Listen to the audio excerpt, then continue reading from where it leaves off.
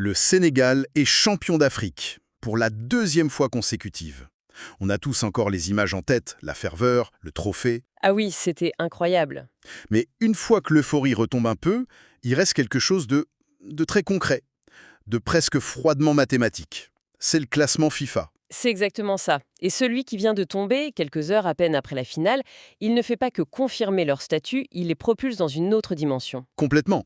Et pour analyser ce moment, on va s'appuyer sur une source qui a réagi à chaud. Un article de wisport.com publié ce lundi 19 janvier 2026. Oui, et ce qui est intéressant avec cet article, c'est qu'il ne se contente pas de célébrer. Il traduit immédiatement la victoire en chiffres, en conséquences. Il pose la question concrètement, où est-ce qu'on situe le Sénégal sur la carte du football mondial maintenant? Voilà. C'est donc ça notre mission. On va décortiquer cette nouvelle hiérarchie.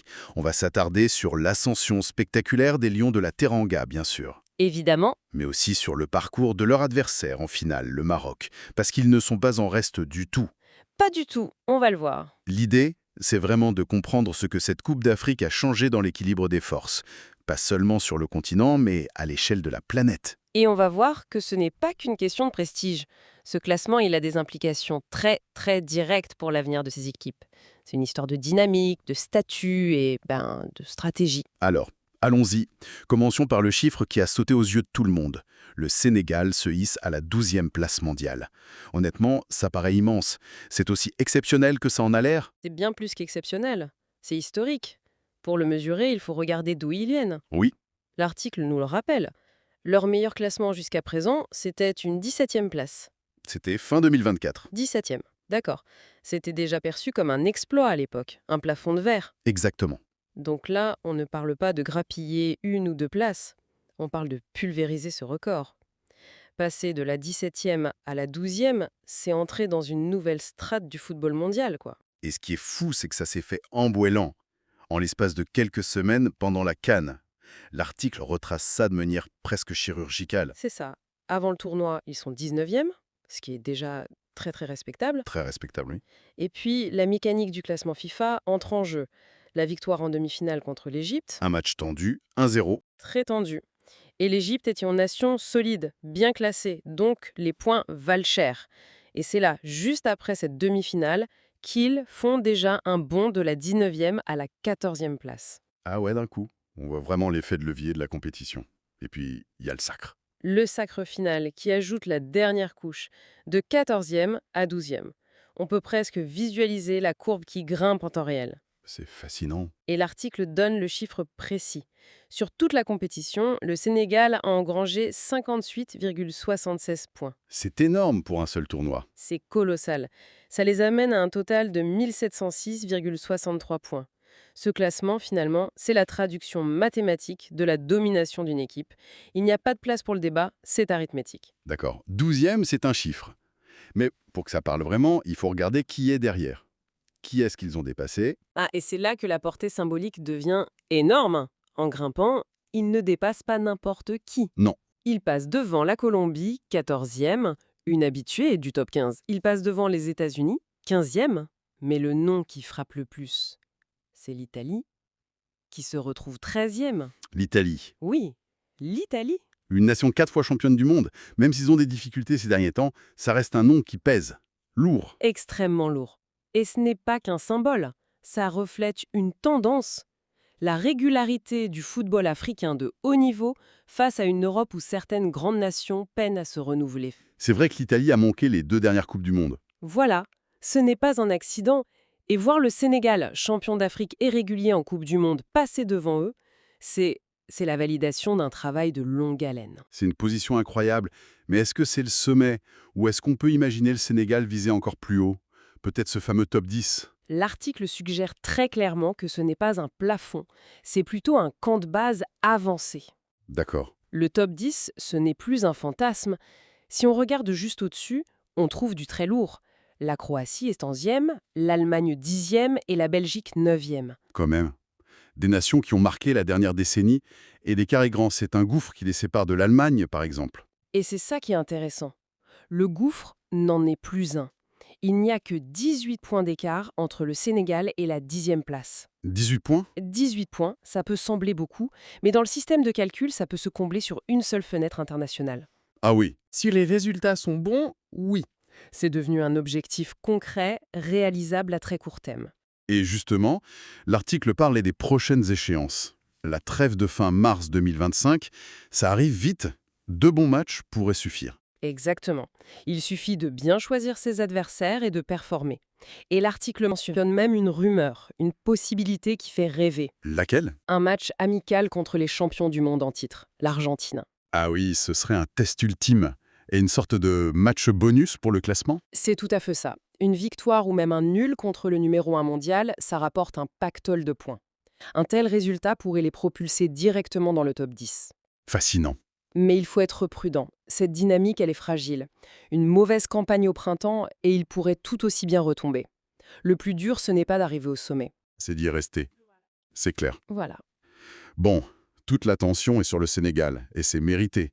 Mais on en oublierait presque qu'il y avait un adversaire en finale. Une équipe qui a aussi fait un parcours exceptionnel. Que dit ce classement sur le Maroc? C'est l'autre grande histoire de ce classement. L'article de Oui Sport les appelle les finalistes malheureux. Sur le plan sportif, c'est le cas. Oui. Mais du point de vue du classement, leur parcours est une réussite éclatante. Avant le tournoi, ils étaient déjà 11e, position fantastique. Déjà très haut. Après la finale, ils gagnent 3 places. Ils se retrouvent 8e au monde. 8e. C'est encore plus haut que le Sénégal. Ils entrent de plein pied dans le club très très fermé des 10 meilleures équipes de la planète. D'accord. Et ça nous dit 2 choses. Premièrement, ils confortent leur place de numéro 1 en Afrique, ils creusent même l'écart. Il y a un vrai duel au sommet. D'accord. Et deuxièmement, tout comme le Sénégal, le Maroc atteint son meilleur classement historique. Ce n'est pas un coup d'éclat. Après leur demi-finale de Coupe du Monde, on aurait pu craindre un contre-coup. Et au contraire? Au contraire, il confirme. S'installer à la 8e place mondiale, c'est passer du statut de belle surprise à celui de puissance établie. On a donc un duo africain de très très haut vol. Maroc 8e, Sénégal 12e. L'image est forte. Mais qu'en est-il du reste du continent? Est-ce que ce duo tire tout le monde vers le haut ou est-ce qu'il y a un fossé qui se creuse? C'est une excellente question et l'article nous donne des éléments de réponse en listant le reste du top 10 africain. Juste derrière, logiquement, on trouve les Nigériens. 3e de la CAN. Exactement. Ils sont 26e au niveau mondial. C'est une position très solide. D'accord, donc le podium africain se tient dans le top 30 mondial. Et la suite, voilà? La suite est très révélatrice de la densité du football africain. On a l'Algérie, 28e. L'Égypte, demi-finaliste, 31e. Et ensuite, ça se bouscule. La Côte d'Ivoire, 37e. Attendez, la Côte d'Ivoire, le pays organisateur, seulement 37e. C'est un peu surprenant, non? C'est un bon point. Ça peut s'expliquer de plusieurs manières. Peut-être que leur parcours a été jugé moins difficile par l'algorithme de la FIFA, ou que leur performance n'a pas été aussi dominante que celle des finalistes en termes de points purs. C'est la dure loi du classement, quoi. Il ne récompense pas l'ambiance? Ils récompensent les victoires contre des adversaires forts. Et pour finir la liste, on a le Cameroun 45e, la Tunisie 47e et la RD Congo, la surprise, 48e. Et le Mali ferme la marche à la 54e place. Quand on regarde cette liste, ce qui frappe, c'est la concentration dans le top 50. C'est le point clé. Qu'est-ce que cette densité nous apprend? On a 9 des 10 meilleures équipes africaines dans le top 50 mondial. C'est énorme. C'est énorme. Ça nous dit que la CAN n'est plus un tournoi où quelques favoris écrasent les autres. C'est devenu une compétition incroyablement féroce. Gagner la CAN, c'est presque aussi difficile en termes de parcours que de faire un quart de finale de Coupe du Monde. Et le classement FIFA commence à le refléter. Absolument. On voit bien que le sommet de la pyramide du football africain est de plus en plus pointu. Le succès du Maroc et du Sénégal, ce n'est donc pas un événement isolé. C'est la partie la plus visible d'un mouvement plus large. Précisément, c'est une montée en puissance collective. Le fruit d'une meilleure formation, de meilleures infrastructures. Le talent a toujours été là, mais maintenant, la structure et l'organisation suivent. Bon, si on fait le bilan de tout ça, qu'est-ce qu'on doit vraiment retenir? Quel est le message principal? Le premier point, c'est évidemment la consécration pour le Sénégal. 12e, record historique. C'est la validation d'une génération dorée. Clairement, le deuxième, c'est le Maroc, qui s'installe dans le top 10. Oui, la confirmation du Maroc. 8e, ils ne sont plus des outsiders, ils font partie de l'élite. Et le troisième point, ce serait cette vision d'ensemble, la montée en puissance du continent. Oui, la confirmation que le football africain, avec 2 équipes dans le top 12 et une densité impressionnante dans le top 50, est devenu un acteur majeur. La carte du football est en train d'être redessinée sous nos yeux. Et vous disiez au début que ce n'est pas qu'une question de prestige. Pourquoi ces classements sont si importants au-delà de la fierté? Parce qu'ils ont des conséquences très concrètes. Le classement FIFA, c'est le principal outil utilisé pour déterminer les têtes de série lors des tirages au sort. Notamment pour les qualifications à la Coupe du Monde. Surtout pour ça. C'est un point absolument crucial. Un bon classement aujourd'hui facilite le chemin de demain. C'est ça.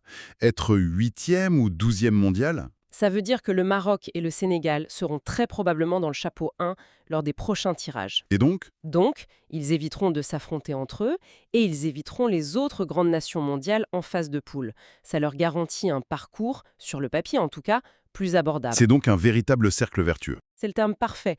Un cercle vertueux. Le succès actuel pave la voie à des succès futurs. Un bon classement offre un calendrier plus favorable qui permet d'engranger d'autres victoires et donc de maintenir un bon classement.